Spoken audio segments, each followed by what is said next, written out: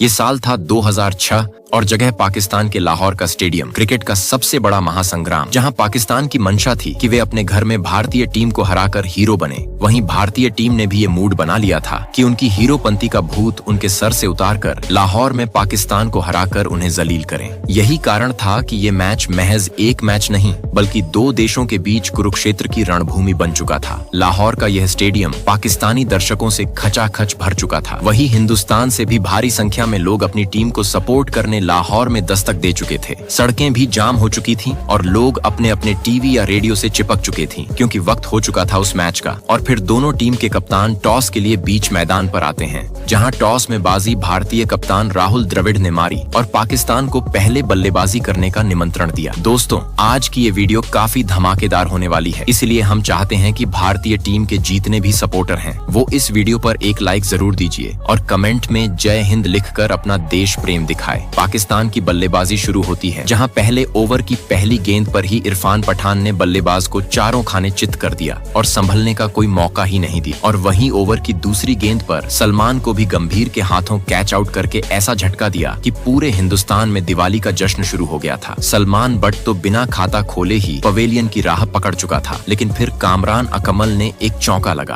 पाकिस्तानी दर्शकों के चेहरे पर पल भर के लिए खुशी जरूर ला दी थी, लेकिन उनकी यह खुशी पल भर की मेहमान थी। इरफान पठान की गेंद पर शाहिद अफरीदी ने गेंद को हवा में उठाकर जोर से मारा, पर कनेक्शन इतना बेकार था कि गेंद मोहम्मद कैफ को भी पार नहीं कर सकी और कैफ ने बेहतरीन कैच लेकर अफरीदी को पवेलियन का लेकिन फिर पाकिस्तान के लिए मसीहा बनकर आते हैं शोएब मलिक, जिन्होंने श्रीसंत को चौका लगाते हुए अपनी पारी का आगाज किया और कामरान अकमल के साथ मिलकर पाकिस्तान ने पारी को आगे बढ़ाना शुरू कर दिया। अकमल भी ज्यादा देर तक भारतीय गेंदबाजों के सामने टिक नहीं पाते हैं और 34 के निजी स्कोर पर आरपी सिंह ने अकमल की छोटी सी पारी पर विराम लगा दिया था। यहाँ एक छोर से पाकिस्तान थोड़े थोड़े अंतराल पर लगातार अपना विकेट खोते जा रहा था, लेकिन दूसरे छोर से शोएब मलिक मसीहा बनकर खड़ा हो गया था, जिसने भारतीय गेंदबाजों पर ताबड़तोड़ बल्लेबाजी करना भी शुरू कर दिया था। यहाँ भारतीय कप्तान राहुल द्रविड़ ने मलिक को आउट करने के लिए कई गेंदबाजों को आजमा करके देख लिया था, लेकिन कोई फायदा नहीं हुआ। शोएब मलिक ने भारतीय गेंदबाजों पर बैक टू बैक प्रहार करते हुए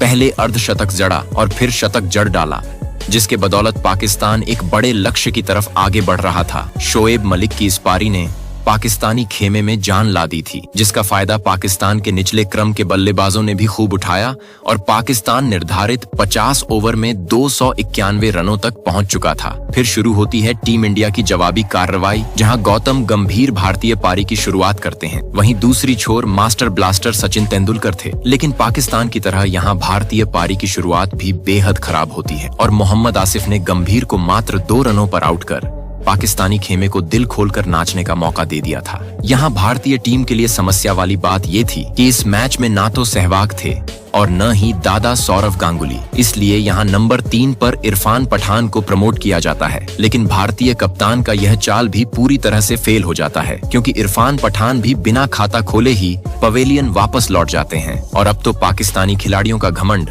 7वें आसमान पर जा पहुंचा था। लेकिन जब तक क्रिकेट का भगवान सचिन ने बैक टू बैक बाउंड्री की झड़ी लगाते हुए अपना अर्धशतक भी पूरा कर लिया था और फिर अगले ओवर में राहुल द्रविड़ के बल्ले से निकला यह बेहतरीन शॉट और 4 रन टीम इंडिया के खाते में जुड़ गए। इसी बीच द्रविड़ शॉट खेलते ही तेजी से रन के लिए भाग पड़े और उमर गुल द्रविड़ को क्रीज में पहुंचने से पहले ही डायरेक्ट हिट मारकर विकेट को उखाड़ देता है। अब नंबर 5 पर सचिन का साथ देने युवराज सिंह को मैदान पर बल्लेबाजी के लिए भेजा जाता है और युवराज ने आते ही एक क्लासिकल शॉट खेल गेंद को सीमा रेखा के बाहर भेज 4 रन अपने खाते में जोड़ लिए और फिर अफरीदी की गेंद पर सचिन ने भी नजाकत भरा एक शॉट खेला और एक और चौका अपने नाम किया। युवराज और सचिन के बीच बढ़ती यह साझेदारी अभी थोड़ी मजबूत बनी ही थी कि तभी टीम इंडिया की जान सचिन दुर्भाग्य से आउट हो जाते हैं और सचिन के आउट होते ही तब भारतीय टीम एक बार फिर से संकट में फंस चुकी थी। वहीं पाकिस्तानी खेमा एक बार फिर से जश्न के माहौल में डूब चुका था। यहाँ से भारतीय टीम आगे का कोई प्लान कर पाती